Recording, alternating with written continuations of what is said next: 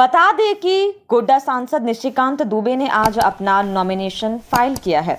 वहीं उनका साथ देने के लिए गिरिराज सिंह भी गोड्डा पहुंचे हैं। वहीं निशिकांत दुबे एवं उनके कार्यकर्ता ट्रेन से अपना नामांकन पर्ची भरने के लिए गोड्डा पहुंचे एवं साथ में राजनाथ सिंह ने सभा को संबोधित करते हुए निशिकांत जी को बधाई दी एवं पिछले 10 साल के कार्यकाल को दर्शाया। साथ ही बहुत सारे विकास के मुद्दों पर वादे भी हुए लिए देखें। सभा संबोधन करने के दरमियान राजनाथ सिंह ने सभा के दरमियान कार्यकर्ताओं से क्या क्या बातचीत की है, आइए देखते हैं।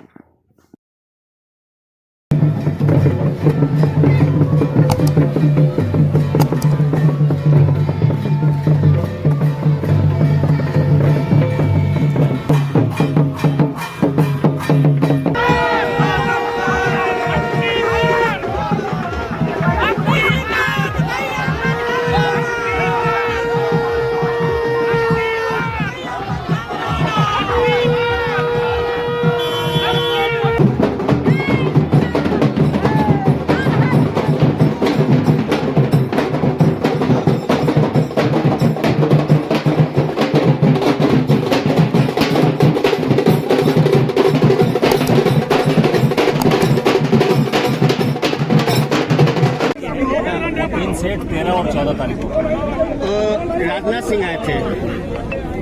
क्या संदेश देंगे, क्या लग रहा है? क्या सौभाग्य हो सकता है कि इस देश के रक्षा मंत्री जो पार्टी के राष्ट्रीय अध्यक्ष वो आपके नॉमिनेशन कार्यक्रम में शामिल है, तो पार्टी कितना सीरियसली इस लोकसभा को ले रही है, यही इसका सबसे बड़ा उदाहरण। ट्रेन से आए हैं क्यों? इसलिए कि 2019 में हमने वादा किया था मोदी की गारंटी में कि यदि आप मुझे जिताएंगे, भारतीय जनता पार्टी की सरकार बनेगी, तो मैं देवघर से रेल लाइन बनाऊंगा जो गोड्डा तक आएगी और उसी ट्रेन से चढ़कर मैं नामांकन करने आऊँगा। मोदी की गारंटी में वो पूरा हो गया है और इसी कारण से मैं ट्रेन से आया। अगली मेरा ये गारंटी है, मोदी की गारंटी, कि 2024 में गोड्डा यदि मैं नामांकन करने या कराने आऊँगा तो यहाँ के सारे कार्यकर्ताओं को गोड्डा से बिठा के बटेश्वर स्थान ले जाऊँगा। वहाँ तक रेल लाइन जाएगी, वहाँ गंगा पर पुल बनेगा, गंगा स्नान करूँगा उत्तर वाहिनी का और सबको भोजन कराऊंगा। कार्यकर्ताओं का इतना हुजूम हो रहा है, क्या मान रहे हैं आप? कार्यकर्ता इतने उत्साहित हैं कि ये चुनाव एक तरफा है। इस चुनाव में इस बार कहीं कोई परेशानी नहीं है और ये गोड्डा जो है झारखंड में सबसे ज्यादा वोट से जीती जाने वाली लोकसभा। क्या मुद्दा क्या रहेगा? मुद्दा केवल मोदी की। सर कांग्रेस संविधान बताने की बात कर रही है। संविधान में बाबा साहब अम्बेडकर की आत्मा तो उसी दिन मर गई जिस दिन की संविधान में सेकुलर शब्द आए। बाबा साहब अम्बेडकर की आत्मा तो उसी दिन मर गई जिस दिन की उन्होंने राम दरबार का जो है फोटो संविधान से बाहर किया। बाबा साहब अम्बेडकर की आत्मा उसी दिन मर गई। थोड़ा बहुत अल्पाहार की व्यवस्था है, आप कभी उसका लेंगे क्योंकि अपने पास समय की बहुत कमी है। देखिए एकदम अटकने दीजिएगा मैडम, एकदम नहीं।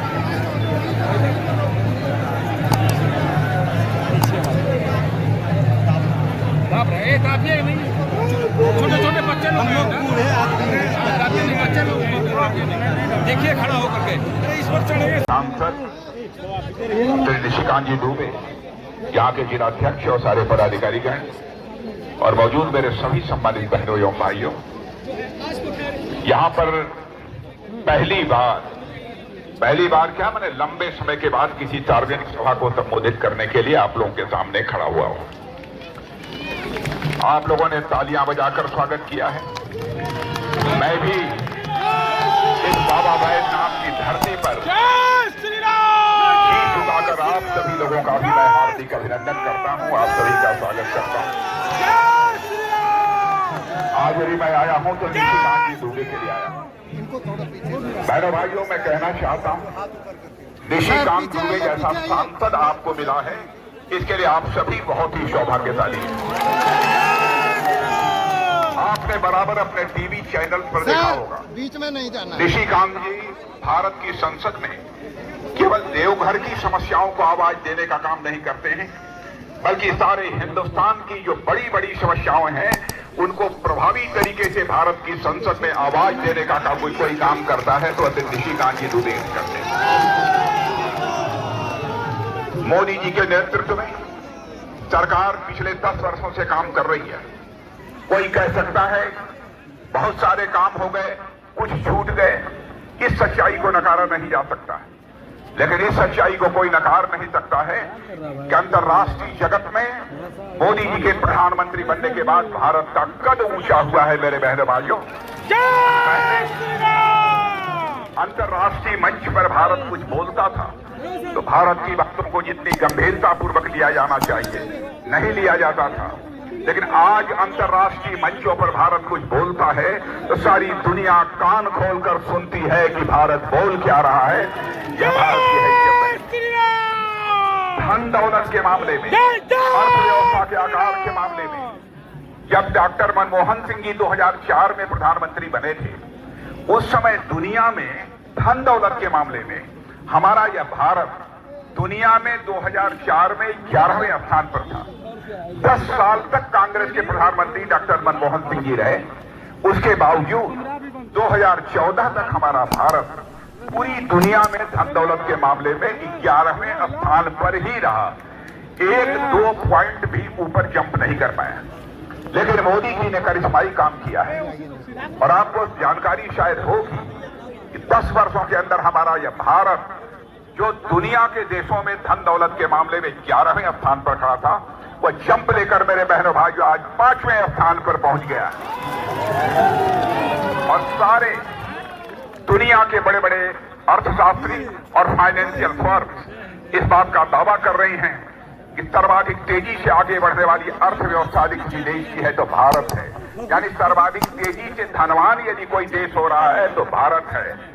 और उनका कहना है कि भारत जिस तेजी से आगे बढ़ रहा है वह दिन दूर नहीं है। 28-3 साल के बाद ही यानी 2027 आते आते हमारा भारत दुनिया के देशों में धन दौलत के मामले में तीसरे स्थान पर आकर खड़ा हो जाएगा।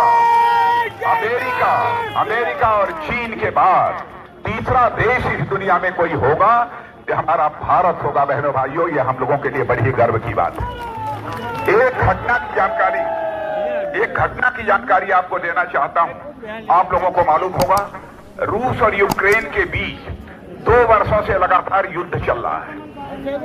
बराबर उधर से भी मिसाइल, बम, गोले, तोप सब चलाए जा रहे हैं, रूस की तरफ से भी, यूक्रेन की तरफ से भी। लेकिन जब यह लड़ाई शुरू हुई थी दोनों देशों के बीच, तो हमारे बहुत सारे भारत के बच्चे, कोई वहां मेडिकल की पढ़ाई कर रहा था, कोई इंजीनियरिंग की पढ़ाई कर रहा था, कोई मैनेजमेंट का कोर्स कर रहा था। उनके माता पिता जो यहाँ भारत में रहते थे, उनको इस बात की चिंता हुई क्या होगा हमारे बच्चों का। कोई बम मिसाइल आकर गिर गई तब तो हमारे बच्चों की जिंदगी चली जाएगी। तब वह रोते आंखों में आंसू लेकर वो लोग हमारे प्रधानमंत्री से मिले और उन्होंने कहा, मोदी जी चाहे जैसे भी हो हमारे बच्चों को आप यूक्रेन से बाहर निकालिए।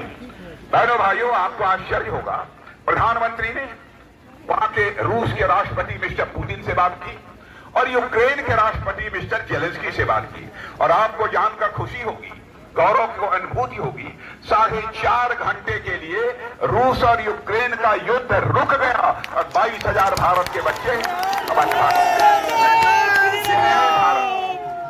भारत लगातार तेजी के साथ आगे बढ़ रहा है। लोगों के द्वारा तरह तरह की अफवाहें फैलाई जा रही हैं कि भारतीय जनता पार्टी की सरकार अथवा एनडीए की सरकार बनेगी, आरक्षण की व्यवस्था समाप्त कर देगी। मैं यकीन दिलाना चाहता हूं जो व्यवस्था चली आ रही है बहनों भाइयों, उसमें कोई परिवर्तन नहीं होगा। किसी की हिम्मत नहीं है कि वह आरक्षण की व्यवस्था को यहां पर समाप्त कर। आदिवासी भाइयों के लिए भी उत्थान का काम जो हमारे प्रधानमंत्री ने किया है, यदि उसकी मैं गणना कराना शुरू करूं तो एक लंबा समय लगेगा। गरीबों के उत्थान की, और आज तक दुनिया में जो काम नहीं हुआ है वो हमारी सरकार ने किया है मोदी जी के नेतृत्व में। आपको आश्चर्य होगा कि 10 वर्षों के अंदर भारत से 25 करोड़ लोग गरीबी रेखा के बाहर हो गए। 25 करोड़ लोग। दुनिया में यह करिश्मा कहीं नहीं हुआ है तो केवल और केवल भारत में हुआ है। और सारी दुनिया इस बात की सराहना कर रही है। इसलिए मैं आप सभी लोगों से अपील करने आया हूं, लंबा चौड़ा भाषण करने के लिए नहीं, मैं तो अपनी निशिकांत जी को हार्दिक शुभकामनाएं केवल देने के लिए यहां पर आया था, केवल। और बहनों भाइयों, चाहे प्रधानमंत्री जी चाहे हम लोग, चाहे कोई भी, जब कभी कोई मुद्दा, गंभीर मुद्दा संसद में यदि पेश होता है, यदि तलाश किसी सांसद की जाती है, तो आपका सांसद है निशिकांत दुबे जी की तलाश की जाती है, जो प्रभावी तरीके से अपनी बातों को संसद के सामने रख सके। इसलिए मैं आप लोगों से अपील करने आया हूं, आप बिल्कुल भरपूर सहयोग, जितना आज तक नहीं किया है, रिकॉर्ड टूटना चाहिए बहनों भाइयों।